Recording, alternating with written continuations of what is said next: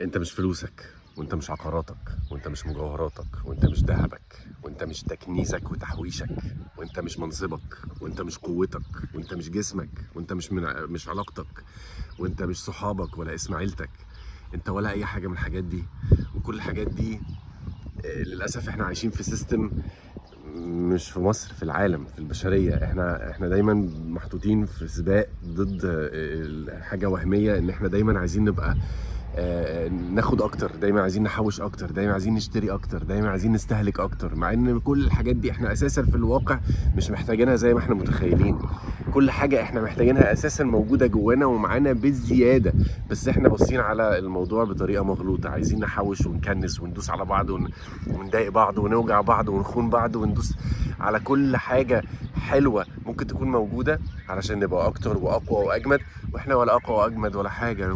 كل الناس الجامدة وكل الناس القوية وكل الناس الواصلة عارفة كويس قوي ان هي ممكن بتبقى مكتئبه، وممكن بتبقى تعيسه، وممكن بتبقى وحيده، وممكن تبقى حاسه بالبارانويا، وحاسه بان الناس كلها عايزه تاخد منها حاجه.